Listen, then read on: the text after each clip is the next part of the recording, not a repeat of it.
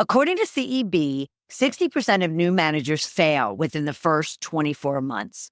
When a leader is struggling, their direct reports perform 15% worse on average than those who work for high-performing managers.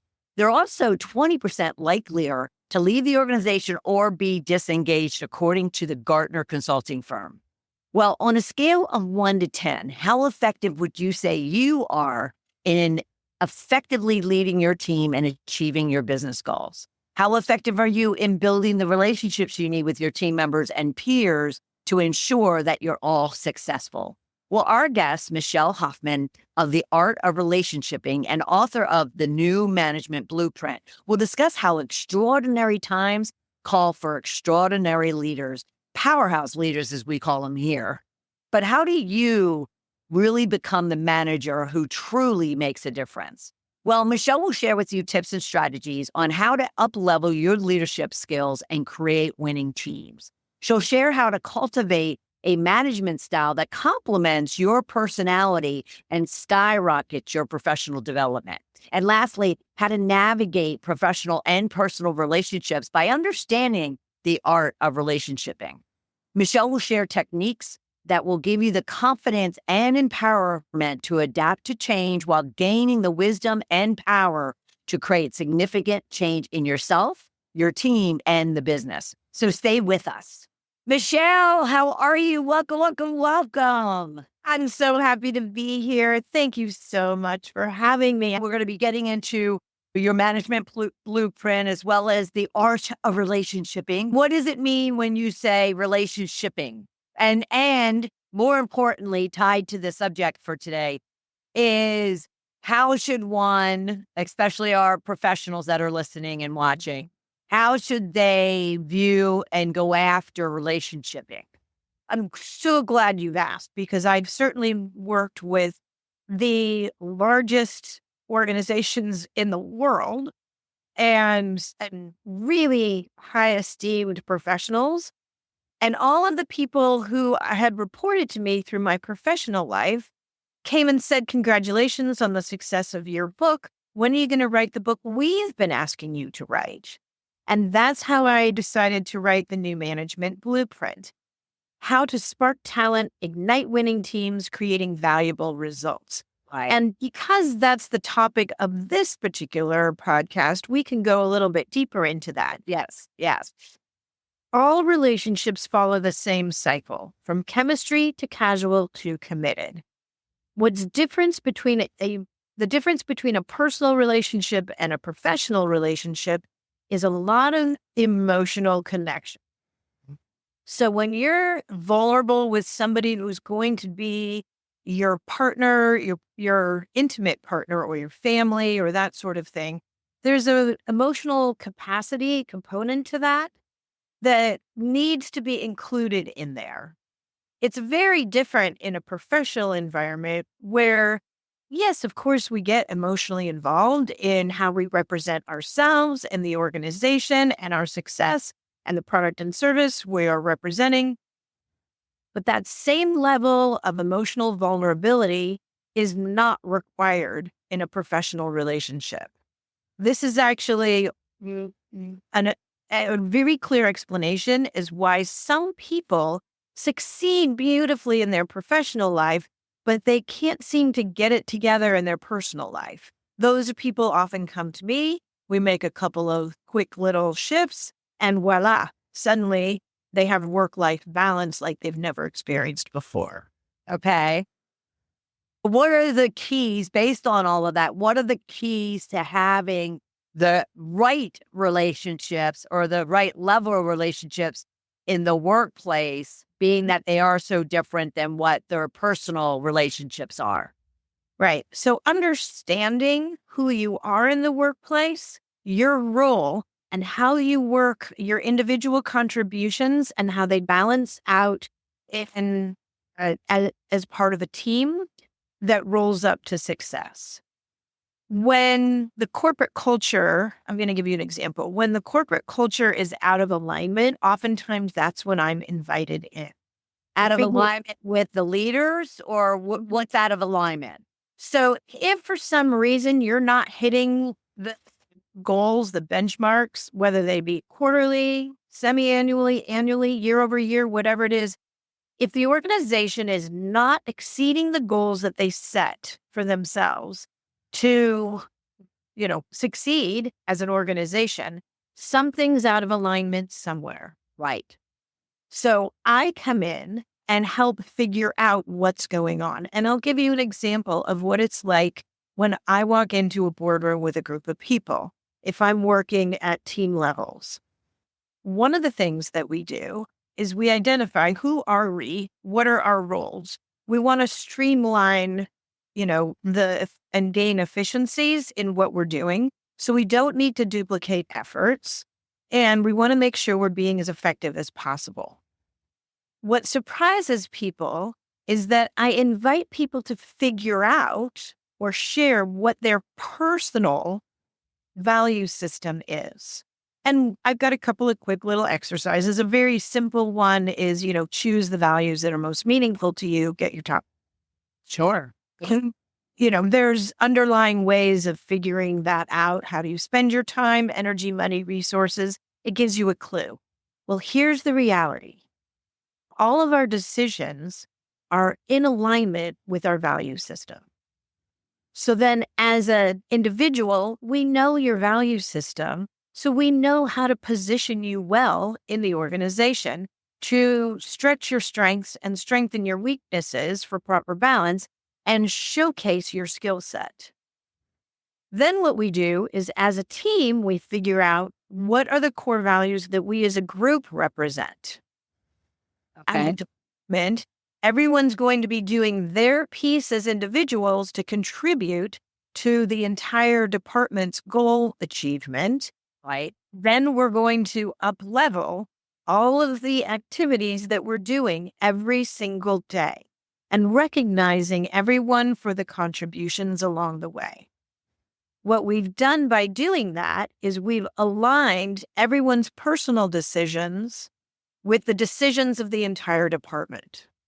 Now, what if the department and the corporate vision and culture are disconnected?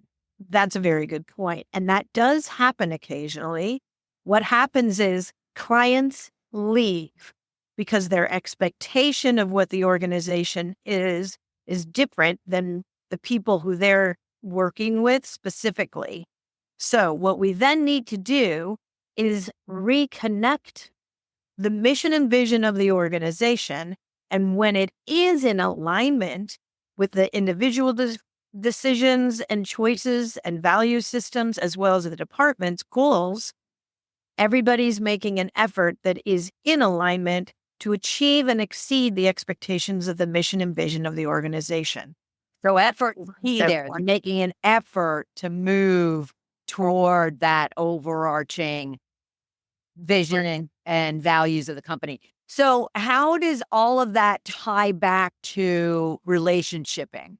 And what people need to really focus on in the workplace to improve those relationships that even get them to the table, right? Be open and transparent and vulnerable in sharing all of that. Because that's quite a disclosure.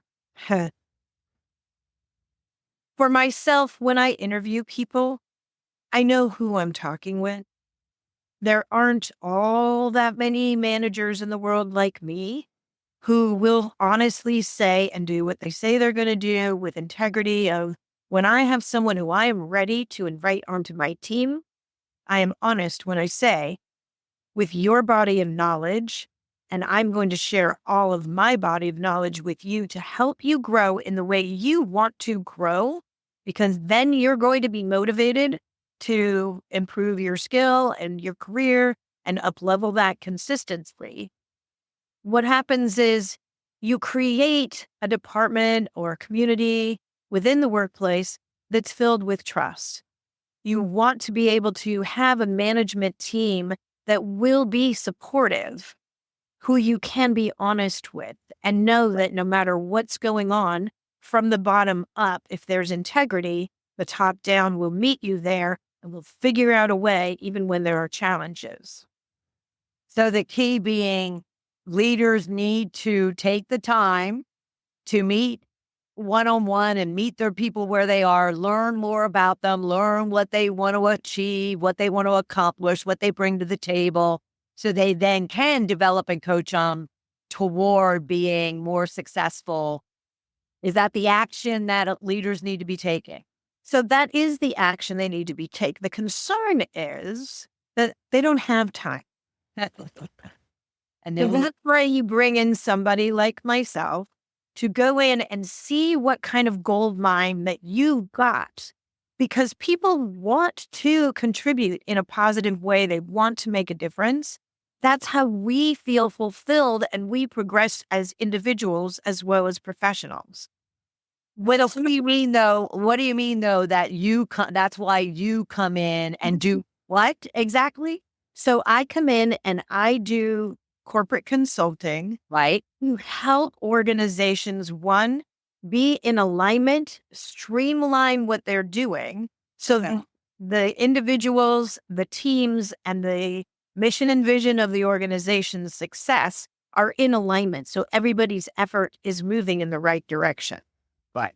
What I've done in the past, for example, is I've gone into organizations and figured out what are the individual motivations of the people, because the senior leadership team doesn't have time for this. And I'm actually quite skilled and experienced at figuring out where are the opportunities that we may be missing out on. I can give you an example. We had 50 employees in the customer service department. And I learned that they have a better understanding of the client base, the individuals who call in and place orders to the actual clients, as well as all of the product line. When I was working with the product development team, they were saying, you know what? It's really hard to get a hold of clients to figure out what's the next best product or improvement that we need to make that's going to, one, increase the loyalty of the relationship between organizations, as well as continue to add value to them so that they never think of changing who they're working with. Right. And I said, well, I realize it's hard to get that information for your clients, but my team is talking to the clients all day long. Give me your top 5 questions. I'll have them answered for you in 2 hours. And voila. So that's an example of how the product development team now sees an incoming call center as an opportunity for treasure that doesn't cost the organization anything more. Right. In addition, when I understood that these call center employees were actually quite savvy and knowledgeable in the product line, I invited them to cross-sell and upsell opportunities. Of course, they didn't want to be salespeople. And I said, oh, you don't have to do that. Just help the people you're on the phone with. Bam, $1 million every single year, consistently exceeding the goal we set. Every single year. Yeah.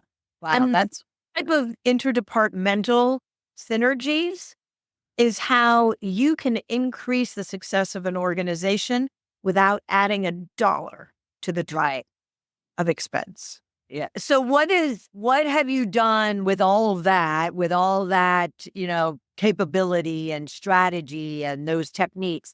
How is that fed into the management blueprint?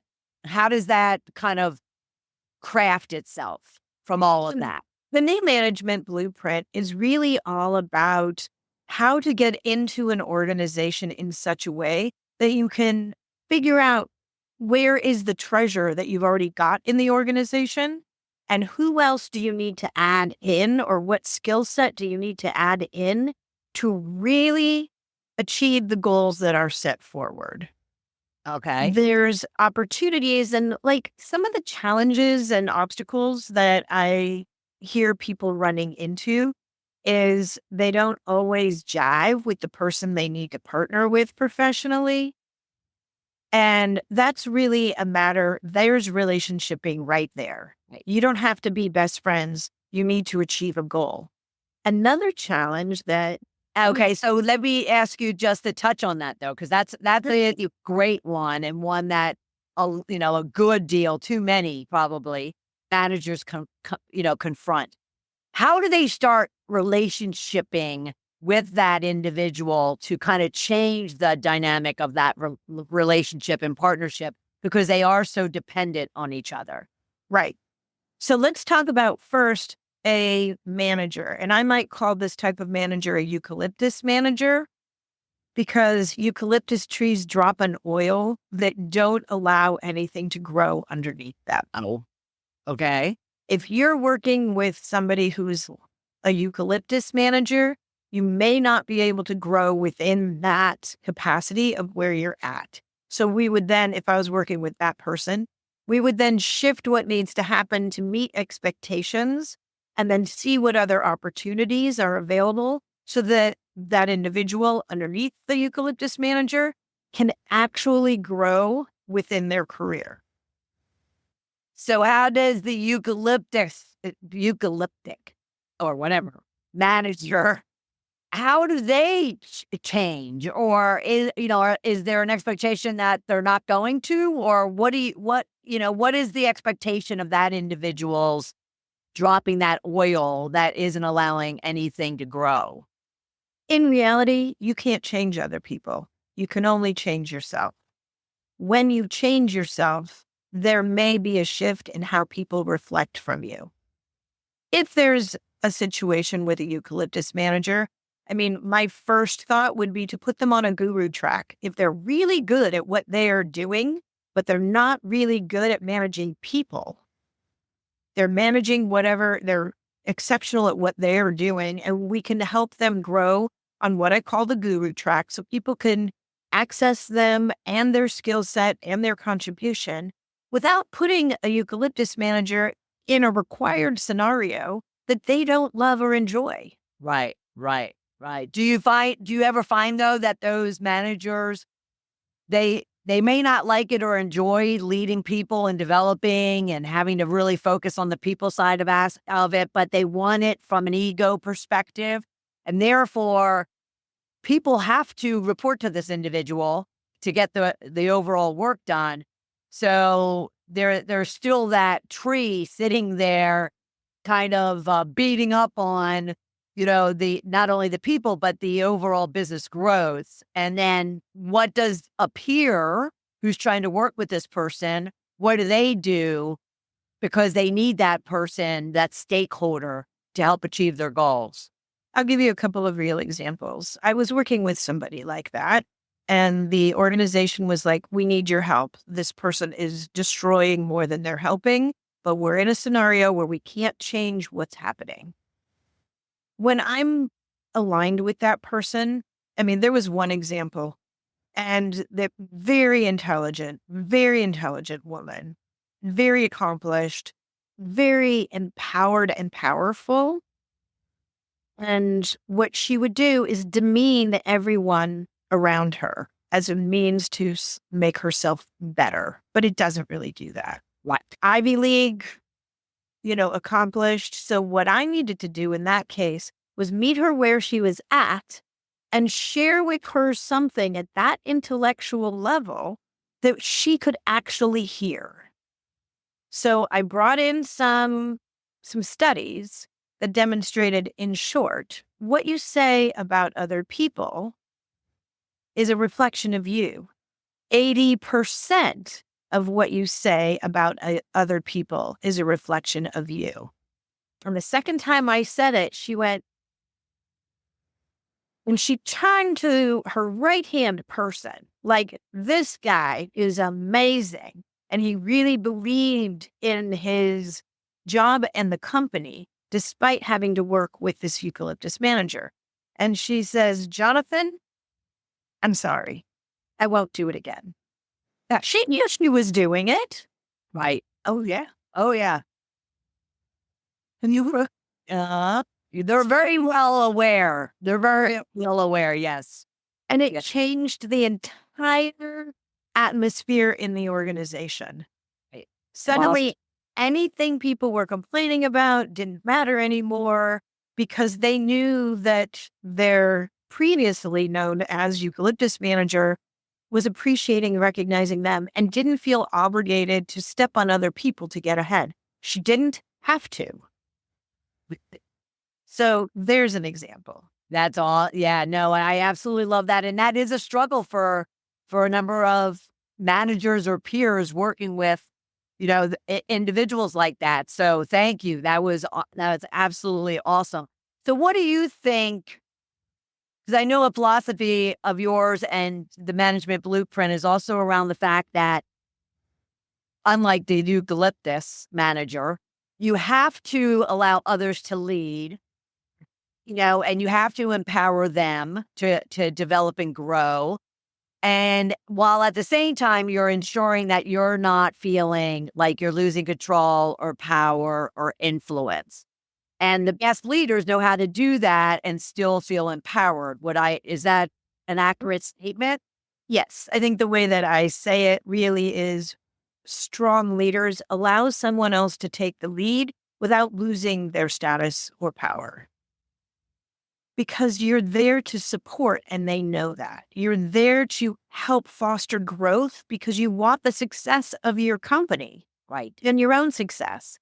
And if you encourage the success of the people working with and for you, all of that will be enthusiastically growing in the right direction. Now, does that mean you just take off and let them figure it out on their own? No. This is more of a identifying skill set and seeing where there's room. And I think I said this briefly, to stretch your strengths and strengthen your weaknesses for proper balance. Right.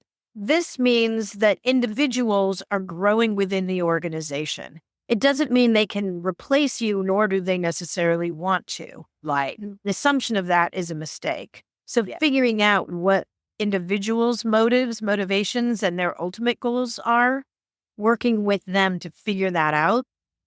I had an incredible employee, and his goal in life surprised me. And that was to be the principal of a junior high school. He was in a role that had nothing to do with that.